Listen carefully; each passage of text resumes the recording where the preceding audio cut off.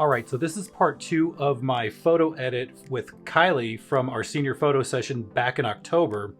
And in part 1, I covered the Lightroom portion of the edit. Now in this part, I'm going to show you the Photoshop portion of the edit. So check it out. Okay, so now what I'm going to do is take the photo into Photoshop. And the typical way you do that is to hover the mouse over the photo in question or over its thumbnail in the thumbnail thing at the bottom, right click, edit in Photoshop 2020. What I like to do instead is I've got a hand gesture swipe programmed into my Wacom tablet where I instead take all 4 fingers, swipe down, and a shortcut grid pops up. And I have these programmed with further commands from the keyboard. And one of them is open in Photoshop. So that's what we're going to do. And it's going to, as you can see, it's bringing that up. So the first thing we're going to do here is make a duplicate layer. And you can do that by hitting Command J, or I have that command programmed into my Wacom Express Key remote. So it pops up right there. And now I zoom in, and the first thing I always do with these with portraits is I like to remove the blemishes. So I'm going to take the pen and begin to do that, but I'll also probably just go straight into flyaway hairs. And I select the spot healing brush tool, and then I come into the photo and I use the spot healing brush tool for both blemishes and hair strands. And as you can see, now there's lots of different ways you can do this. This is the way I prefer to do it. And I'm going to scroll down and just work on the hands. Now I'm not going to make you sit through this for the entire duration. I'm just gonna kind of go after the more obvious ones. I alternate between using the clone patch tool. I think that's what this is called. Yeah, the simple patch tool. And you just select these blemishes that you want to remove. And this is a little bit more time consuming, but I've heard that it's actually better as far as results than using the spot healing brush tool. Even though the spot healing brush tool, as I've just switched to, it's a lot faster. Quite frankly, it's a lot more fun. But if you're not careful,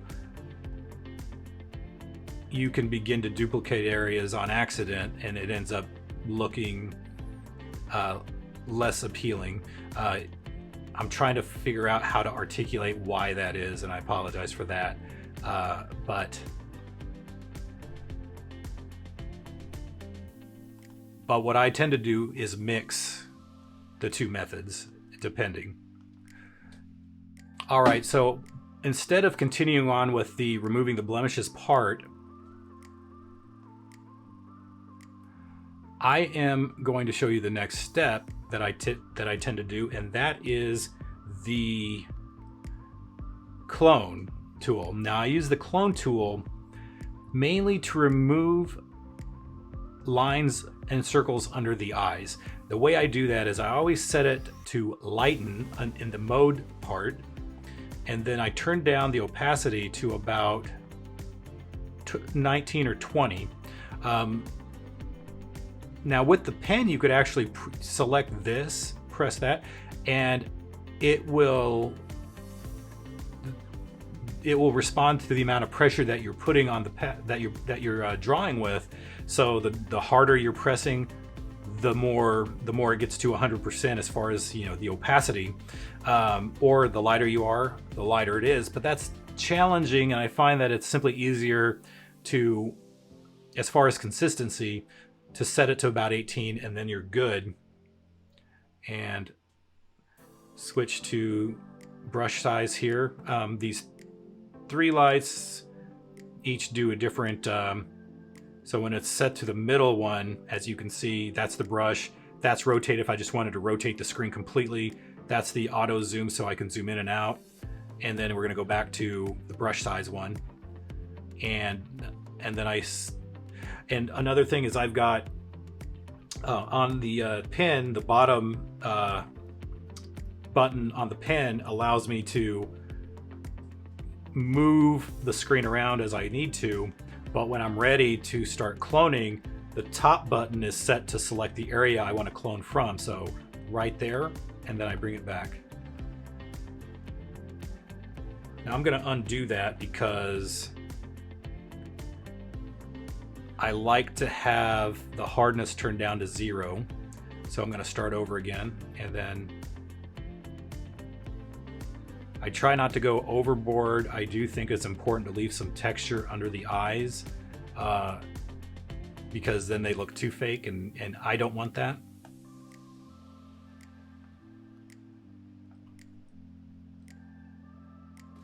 That's before, that's after. And you can see the direction that this photo is already taking, and I'm not even done yet. Removing the blemishes and the line, the shadows under the eyes, but you could still see some detail under her eyes, so it's not completely fake. And the idea is to make it look not fake at all. So, and we did that again, undo.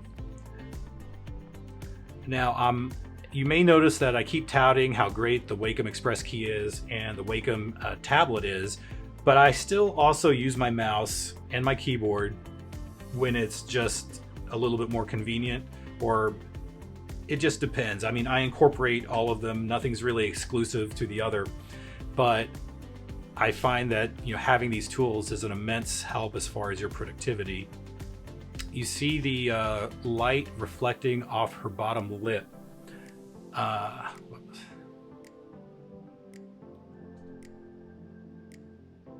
I like to come in, and this time I turn the mode from lighten to darken, turn that up to about 50%, select a darker part of her lip, and then just kind of paint that out.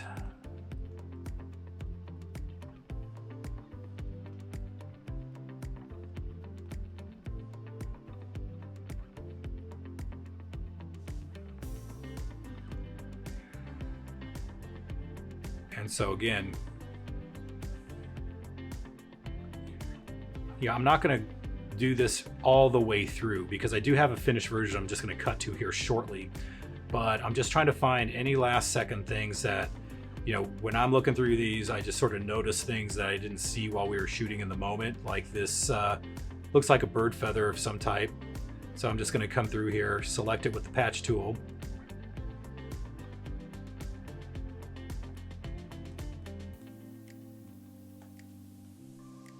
Just to get rid of it. It was just to get rid of it. I thought it just wasn't appealing.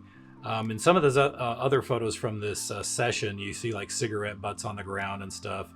I actually don't mind the leaves so much, but I'm just kind of like, you want to get rid of the trash that you tend to spot only after you've already done the shoot.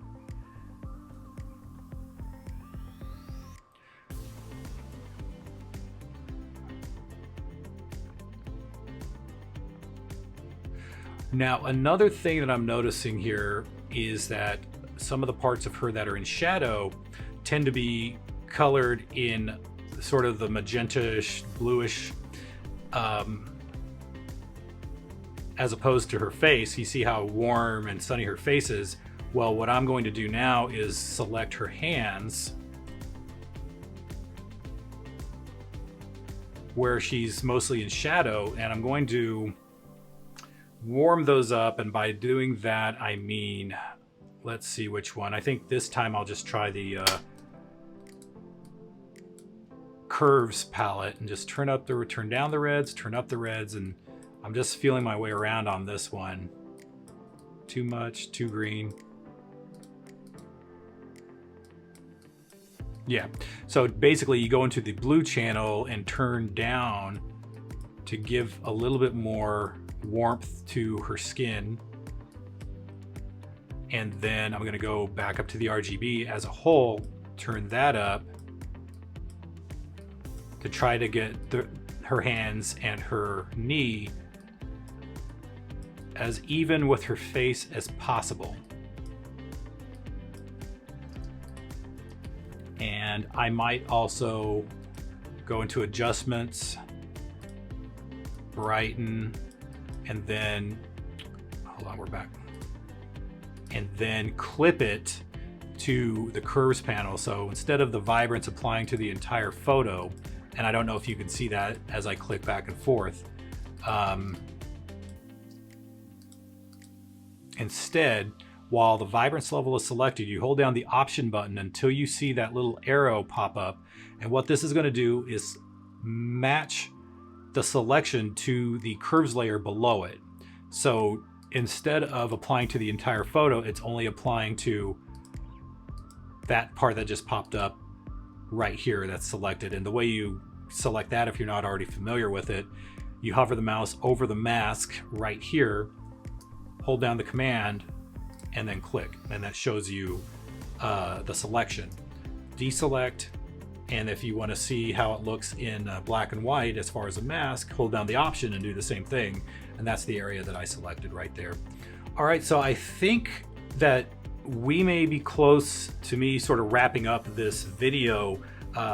There's a lot more that I would normally do on a photo like this. It's up to you. Sometimes if you feel like you work more efficiently with one method, then that's what you do. Let's see. And again, you have, you know, these blemishes. What I'll end up having to do probably is this area where the hair strands can be, it'll be a mix of the healing brush, the spot healing, the patch tool, and the clone stamp to get this area completely smoothed out. And you'll see that in the final photo. All right, so this is it. As you can see, you're looking at the original, the before on the left, and the completed, finished one that I edited back when I shot this in October on the right here. And you can definitely tell the difference as far as the contrast on the left, the high contrast in the before, the touching up in Photoshop and Lightroom, the combination of using both Lightroom and Photoshop to even out the exposure and to go clean up, you know, remove blemishes from the skin, the flyaway hairs, remove bits, you know, whether there's trash on the ground or whatever, and just get the photo to a great finished photo that the client loves. Okay, so that about does it. I hope you enjoyed watching this video. Like I said, this was the first time I attempted to do a video like this, so it may have seemed stilted. There may be a lot of things that I'm missing, or maybe I just flew right over that went over your head and you didn't understand why I did a thing I did. Or maybe you're another professional photographer who's wondering, just what am I thinking when I'm doing it like this? Why did you do that? This other technique's so much better. Well, let me know in the comments. This is a way that I've been doing it for years. It seems to work for me, but I'm always interested in hearing about some other new technique that might make this go a bit easier for me. And conversely, maybe seeing the way I'm incorporating the Wacom Express key and the Wacom tablet into my workflow will give you an idea and an inspiration to maybe look into this for yourself. Anyway, again, if you are somebody who is looking for a photographer in the Kansas City area, or regionally, I travel. I mean, I go to St. Louis a lot. So if you're sort of in this 4 or 5 hour radius of Kansas City, I will travel. So please reach out to me if you're seeing this video and you're interested in working with me. And please like and subscribe, and I will see you in the next video.